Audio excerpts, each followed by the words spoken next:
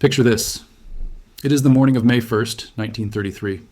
You're standing in the heavy oak-paneled study of a wealthy New York banker. The air smells of stale cigar smoke and fear. The man in front of you is trembling.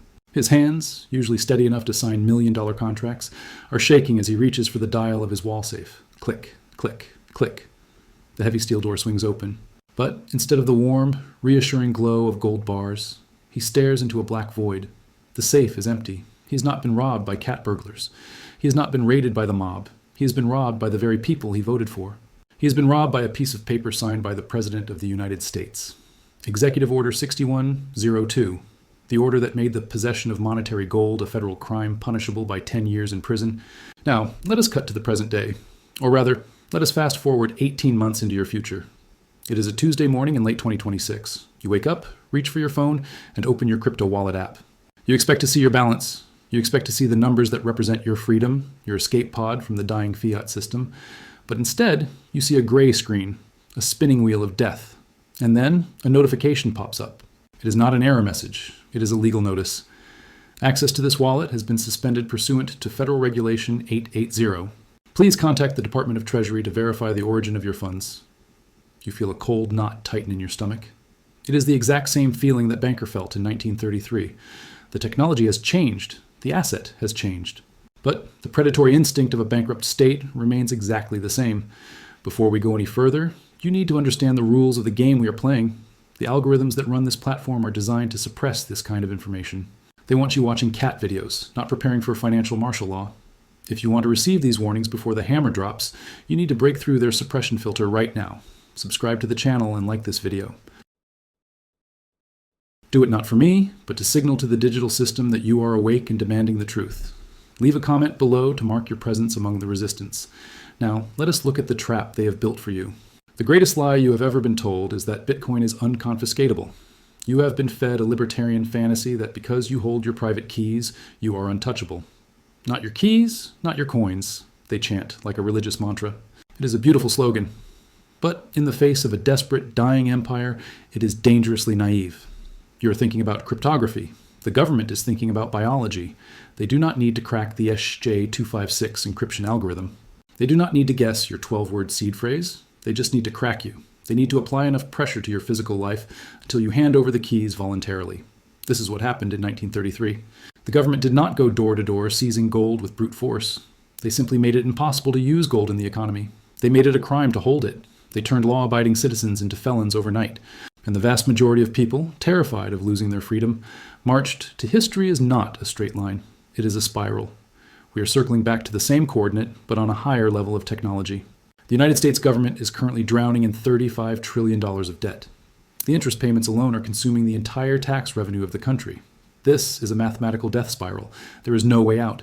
There is no soft landing. There are only two options: default or hyperinflation. And throughout history, whenever a sovereign state faces this choice, it does one thing. It cannibalizes the wealth of its citizens to keep the system alive for just one more day. They did it in Rome, they did it in Weimar Germany, they did it in America in the 30s, and they are preparing to do it again in 2026. But this time, they are not coming for yellow metal rocks. They are coming for the digital exit doors. You look at the price of Bitcoin hitting new all-time highs, and you see success. I look at the same chart, and I see a threat assessment meter in the basement of the Treasury Department flashing red. Do you really think they will let you walk away with millions of dollars in purchasing power while their own currency collapses into dust? Do you really think they will allow a parallel financial system to exist that they cannot control, cannot tax, and cannot debase? If you believe that, you do not understand the nature of power. Power is a jealous beast. It does not share. It dominates.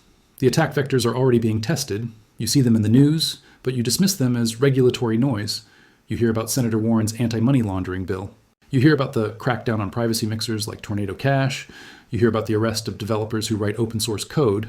These are not isolated incidents. These are the artillery shells falling before the main invasion. They are shaping the battlefield. They are establishing the legal precedent that privacy is a crime. They are building the narrative that anyone who wants to hold their own money without government surveillance is a terrorist, a drug dealer, or a tax evader. This is psychological warfare. They are preparing the public to cheer when they finally come for your wallet. Imagine the economy as a human body. The US dollar is the blood, the banks are the arteries. For decades, the government has had total control over the flow of this blood. They could constrict it, they could dilute it, they could cut it off completely. Bitcoin is a new foreign organ that has been transplanted into this body. At first, the body ignored it. It was too small to matter. Then the body tried to tolerate it. But now, the organ has grown too large. It is drawing too much energy. It is threatening the host. And the immune system of the state, the SEC, the Treasury, the FBI, is mobilizing for a total rejection event. They are creating a fever. They are raising the temperature. They want to make the environment so hostile that the foreign organ dies, or is forced to integrate completely into the corrupted system. The year 2026 will be the year of the great bifurcation. The government will offer you a deal. A devil's bargain. They will say, you can keep your Bitcoin, we love innovation, but you must hold it in a qualified custodian bank. You must register it with the IRS. You must link it to your digital ID. If you agree, your Bitcoin becomes just another asset in their database, liable to seizure, taxation, and control. It becomes Bitcoin in name only, but if you refuse, if you insist on holding your own keys on a hardware wallet, then you become an enemy of the state. You become a financial leper. You will not be able to off-ramp to fiat. You will not be able to buy a house or a car. You will be stuck in the digital underground, holding billions of dollars that you cannot spend in the daylight. This is Protocol 6102, reimagined for the digital age. In 1933, they forced you to trade gold for paper. In 2026, they will force you to trade decentralized freedom for centralized surveillance. The trap has been set. The jaws are open. And most of the crypto community is dancing right in the middle of it, intoxicated by the bull market, blind to the steel teeth that are about to snap shut. The numbers on your screen are flashing green, but the reality beneath the surface is blood red. The storm is not coming. The storm is here. You just haven't felt the rain yet because you are still standing under the shelter of their temporary permission. But that shelter is about to be demolished.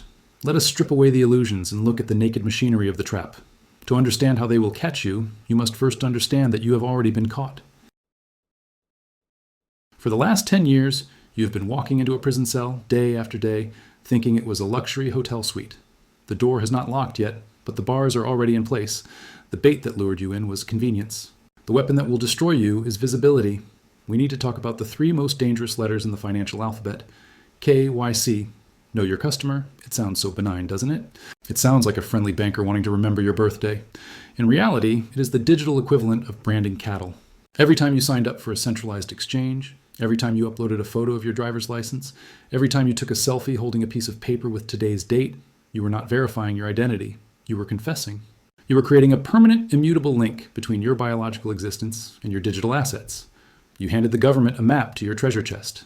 And not just a map, you gave them a GPS tracker that updates in real time. You think because you moved your coins to a hardware wallet, you are safe? You think because you use a ledger or a Trezor, you have gone dark? You are delusional. The blockchain is not a privacy tool. It is the most perfect surveillance machine ever invented by humanity. It is a public, permanent, indestructible record of every financial sin you have ever committed. When you withdrew your Bitcoin from Coinbase or Binance to your private wallet, you didn't hide the money. You simply drew a bright red neon line from your verified identity directly to that address. The analytics software used by the IRS and the NSA, companies like Chainalysis, can see that line clearly. They know that address starts with BC1. They know it holds 2.5 Bitcoin. And they know, with 100% mathematical certainty, that you control it. They don't need to guess. The receipt is carved into the internet forever. Imagine you're swimming in a giant glass tank. The water is crystal clear. Outside the tank, staring in, are the sharks, the tax authorities, the regulators, the confiscators. You're swimming around, feeling free, feeling weightless, because the water feels good. But you forget that the glass is transparent. They can see every stroke you make. They can see every ounce of fat on your body. They are not attacking yet because it is not feeding time. They are waiting for the order. They are waiting for the water level to drop. And when it does, there will be nowhere to hide. The system of surveillance has been built methodically, brick by brick, while you were busy looking at price charts. It is a panopticon. In the 18th century, Jeremy Bentham designed a prison where a single guard could watch all the inmates without them knowing if they were being watched.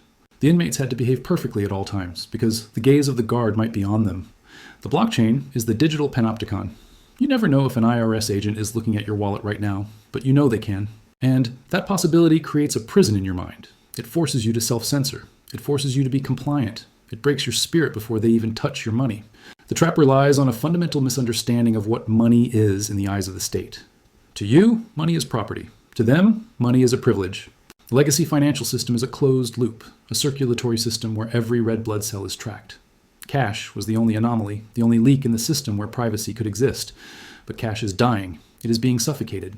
And they are terrified that crypto will replace cash as the new dark zone. That is why they have declared war on unhosted wallets. Note the language they use. They don't call them self-custody wallets or private wallets. They call them unhosted, as if not having a bank as a master is a defect, as if being independent is a glitch that needs to be patched. In 2026, the trap will spring shut with the introduction of the digital dollar, the CBDC. This is not just a new currency, it is a new operating system for society. It is programmable money. It is money that has eyes and ears. When the CBDC is launched, it will be sold as a solution to a crisis, likely a banking collapse or a massive cyber attack. They will offer you safety. They will offer you stimulus. But the price of admission will be total transparency. And here's the twist. The CBDC will be designed to be incompatible with the wild crypto ecosystem. They will build a digital Berlin Wall. On one side, you will have the white economy, the safe, regulated CBDC world where you can buy groceries, pay taxes, and live a normal, albeit enslaved life. On the other side, you will have the gray economy, the world of decentralized crypto peer-to-peer transactions and freedom. The goal of Protocol 6102 is to make it impossible to cross that wall. They will sever the bridges. The off-ramps will be closed. Your bank will simply decline any transfer to or from a crypto exchange. Your credit card will stop working if you try to buy Bitcoin. They will starve the gray economy of liquidity. Think of it as a biological blockade. When a tumor grows in the body, the immune system tries to cut off the blood supply. It tries to starve the cancer cells. To the state, the crypto economy is a tumor. It is growing too fast. It is consuming resources. It is unpredictable. So they will use the banking system to strangle it. They don't need to ban Bitcoin code. They just need to ban the interface between Bitcoin and the real world. If you cannot buy bread with your Bitcoin because no merchant dares to accept it for fear of losing their banking license, is it really money? Or is it just a digital collectible, a souvenir of a freedom you once had? You are sitting there thinking, I will just use a VPN. I will use a decentralized exchange. I will outsmart them. You are underestimating the enemy. This is not a game of cat and mouse. This is a game of hunter and bear. The hunter has satellites, drones, and thermal optics. The bear has claws. The artificial intelligence systems currently being deployed by the Treasury Department are capable of tracing transactions through mixers, through coin joins, through layers of obfuscation. They are mapping the entire graph of the blockchain. They are building a profile of your financial life that is more detailed than your own memory. They know who you transact with. They know your spending habits. They know your time zone. They can triangulate your IP address with your on-chain activity. The scary part is not that they see you. The scary part is that they remember forever. The blockchain never forgets. A transaction you made 5 years ago to buy a VPN service might be the breadcrumb that leads them to your millions in 2026. You're dragging a long, heavy chain of evidence behind you, and you keep adding links to it every day. This is the trap of visibility. You feel safe because nobody's knocking on your door today. But the dossier is being compiled. The evidence is stacking up. The case against you is being built by an automated prosecutor that never sleeps and never makes mistakes. When the crackdown comes, it will not look like a SWAT team crashing through your window. It will look like a frozen bank account. It will look like a rejected mortgage application. It will look like a letter from the IRS demanding 40% of your realized and unrealized gains based on a wallet address they linked to you in 2022. They will squeeze you financially until you have no choice but to capitulate. They will use your need to survive in the real world as leverage to strip you of your digital wealth. You will be forced to choose. Do you want to be a crypto anarchist living under a bridge with a USB stick full of millions you can't spend? Or do you want to be a compliant citizen who eats 3 meals a day but owns nothing? This is the physiological reality of the trap. They are targeting your survival instincts. They are weaponizing your need for comfort. The majority of people, the 99%, will fold. They will surrender their keys. They will register their wallets. They will pay the taxes. They will thank the government for protecting them. And in doing so, they will validate the system. They will make the trap legitimate. And you? You will be left on the outside, watching the water level rise in the tank, realizing that the glass wall was never there to protect you. It was there to keep you in until the sharks were hungry. Now, let us walk into the room where the kill switch is being designed. It is not a dark, smoky basement. It is a brightly lit, sterile conference room in Washington, D.C., with ergonomic chairs and expensive bottled water on the table. This is the war room of the financial establishment. The people sitting here are not evil geniuses from a comic book. They are bureaucrats. They are lawyers. They are career politicians who believe, with religious fervor, that the state has a monopoly on the issuance of money. To them, Bitcoin is not freedom. It is a virus. It is a pathogen that threatens the health of the sovereign host. And they have just finished drafting the cure. It is called Executive Order 14067. You probably heard about this order back in 2022. The media called it the crypto framework. They told you it was about consumer protection and financial stability. They lied. That order was the architectural blueprint for the digital prison. It directed every major federal agency, the Treasury, the Commerce Department, the Justice Department, to study how to integrate digital assets into the existing surveillance apparatus. It was the order to start digging the foundation for the CBDC. And now, in 2026, the building is finished, the doors are ready to open, and the locks are ready to be turned. Here's how the mechanism of the attack works. It is elegant in its brutality. They will not ban Bitcoin. Banning Bitcoin would be a mistake. It would make it a martyr, a forbidden fruit. Instead, they will bifurcate it. They will create two classes of Bitcoin, white Bitcoin and black Bitcoin. White Bitcoin is the coin held by BlackRock, by Fidelity, by the banks. It is clean. It is compliant. It has a stamp of approval from the regulators. You can buy it in your ETF. You can borrow against it. You can pay your taxes with it. But you do not own it. It is an IOU. It is a claim check. It sits in a vault you cannot touch, guarded by keys you will never see. Then there is black Bitcoin. This is the Bitcoin you hold on your ledger. This is the Bitcoin mined by a guy in a garage in Texas or a hydro plant in El Salvador. This is the Bitcoin that moves peer-to-peer without permission. To the system, this asset is radioactive. They will label it high risk. They will apply taint analysis to it. If you try to send this Bitcoin to an exchange to sell it for dollars, the exchange will freeze your account. Compliance error, source of funds unverified. You will be stuck holding a digital asset that the formal economy rejects, like a transplanted organ with the wrong blood type. The linchpin of this strategy is the central bank digital currency, the digital dollar. The CBDC is not just money, it is a direct fiber optic cable between the Federal Reserve and your pocket. It bypasses the commercial banks. It gives the Fed the power to see every transaction in real time.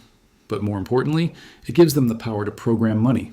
Imagine a dollar bill that expires if you don't spend it in 30 days. Imagine a paycheck that can only be spent on approved vendors. Imagine a savings account that charges you a negative interest rate to force you to consume. This is not science fiction. This is the programmability feature inherent in the CBDC code. When the crisis hits, and it will hit, likely triggered by a sovereign debt collapse or a massive liquidity freeze in the Treasury market, the government will roll out the CBDC as the savior. They will airdrop Fed coins directly into the digital wallets of every American. Stimulus for the people, relief for the working class. People will cheer, they will be hungry, they will be scared, and they will accept the free money. But the terms of service for that wallet will contain a poison pill. Section 8, Clause 4, users are prohibited from transacting with non-compliant digital asset entities. In plain English, you cannot use your Fed coins to buy Bitcoin. You cannot use them to cash out from a crypto exchange. The bridge is burned. This is the kill switch. It is not a button that shuts down the internet. It is a legal and technical wall that separates the fiat world from the crypto world. They will starve the crypto ecosystem of liquidity. Without a way to convert back to the unit of account, the dollar, crypto becomes a barter system. You can trade Bitcoin for Ethereum, sure. But can you trade it for bread? Can you trade it for gasoline? Not if the gas station runs on the Fed's payment rails. Not if the bakery uses a government-mandated point-of-sale system. You will be a billionaire in the metaverse and a pauper in the supermarket. The psychological pressure will be immense. They will paint self-custody as selfish and unpatriotic. Now, why do you need a private wallet if you have nothing to hide? Terrorists use unhosted wallets to fund attacks. Tax evaders use crypto to steal from schools and hospitals. They will weaponize the morality of the mob against you. Your neighbors, struggling to pay for groceries with their devaluing Fed coins, will look at you with suspicion. You are the hoarder. You are the one betting against America. You are the enemy within. This social ostracization is a key part of the crackdown. It isolates you. It makes you weak. And then come the taxes. Oh, the taxes. They will not just tax your profits. They will tax your existence. They are already discussing an unrealized capital gains tax. Imagine you bought Bitcoin at $20,000. It goes to $100,000. You haven't sold. You haven't made a dime in real money. But the IRS sends you a bill for the tax on that $80,000 gain. Pay us in dollars, they say. But you don't have the dollars. You only have the Bitcoin. So you are forced to sell the Bitcoin to pay the tax. But wait. You can't sell the Bitcoin because the off-ramps are closed to black Bitcoin. Catch-22. The system is designed to force you into default. It is a foreclosure machine for your digital property. Executive Order 14067 was the signal flare. It was the moment the empire realized the rebels had a Death Star of their own, monetary sovereignty, and decided to build a bigger one to destroy it. The CBDC is the empire's Death Star. It is a weapon of mass financial destruction disguised as a convenient payment app. It is designed to centralize all economic activity under one roof, one database, one authority. And there is no room in that database for a decentralized, permissionless, censorship-resistant currency. The two systems cannot coexist. One must die for the other to live. The parasite, fiat, needs to kill the host, freedom, to survive a little longer. The irony is palpable. The very technology that was supposed to liberate us, blockchain, is being co-opted to enslave us. They are taking the distributed ledger and making it a centralized ledger. They are taking the transparency of the blockchain and using it for surveillance, not accountability. They are inverting the revolution. And they are doing it right in front of your eyes, while you argue about which meme coin is going to the moon. You are rearranging deck chairs on the Titanic, while the captain is drilling holes in the hull to let the water in faster. The year 2026 is the deadline. The infrastructure is built. The laws are written. The pilots are trained. All they need is a crisis to justify the launch. And looking at the bond market, looking at the geopolitical tension, looking at the fracturing of society, the crisis is not an if, it is a when.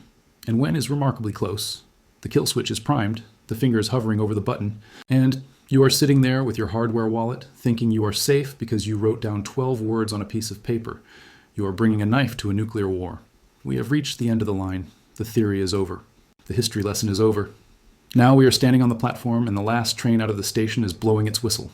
The steam is rising, the wheels are screeching, and the conductors, those men in the war room, are checking tickets. They are looking for compliant citizens with digital IDs and government-approved wallets. And you? You're standing there with your hood up, clutching a cold storage device in your pocket that contains the labor of your entire life. You have a choice to make, a binary choice, 0 or 1, compliance or resistance.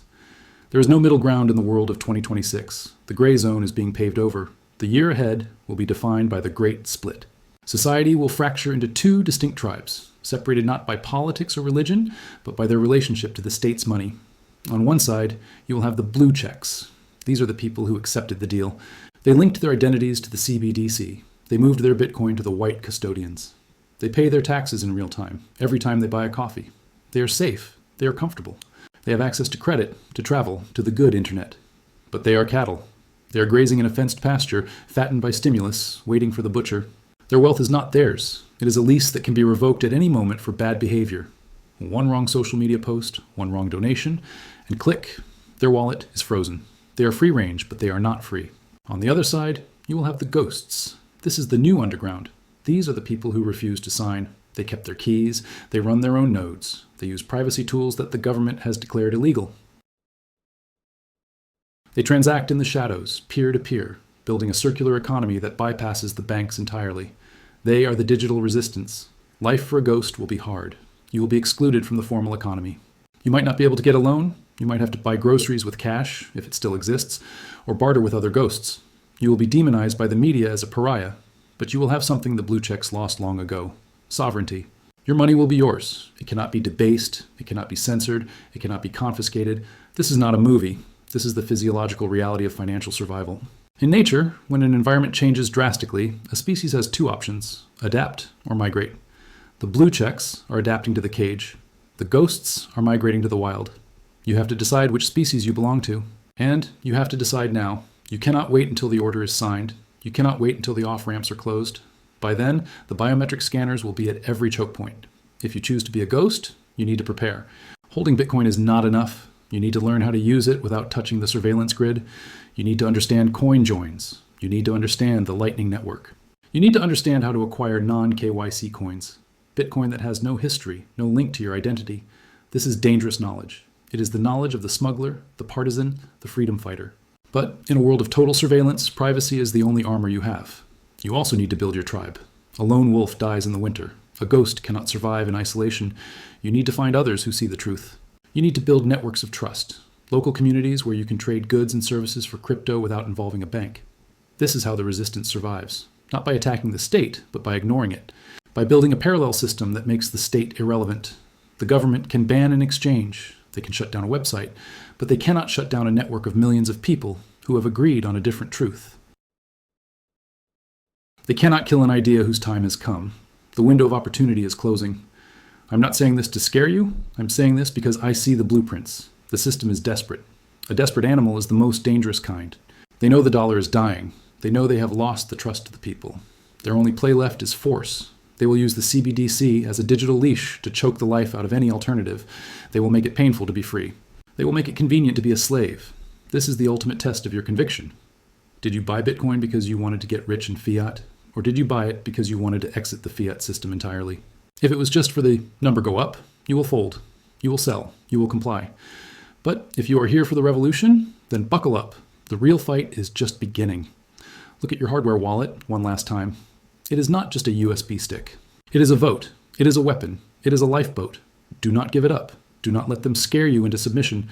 History remembers the compliant as statistics. It remembers the resistant as heroes. The protocol, 6102 of our time, is coming. The knock on the door is inevitable. When they ask for your keys, what will you say? Will you say, "Here, take it, just don't hurt me"? Or will you say, "I lost them in a boating accident"? The choice is yours. But remember, freedom is not free. It never was. It is bought with risk. It is paid for with courage.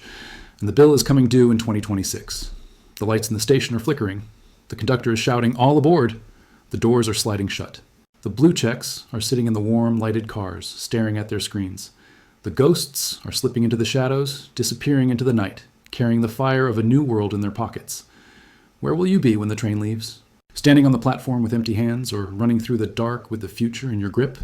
Welcome to the resistance. The broadcast ends here, but the signal continues. Keep your eyes open, keep your keys close, and never, ever let the fire go out.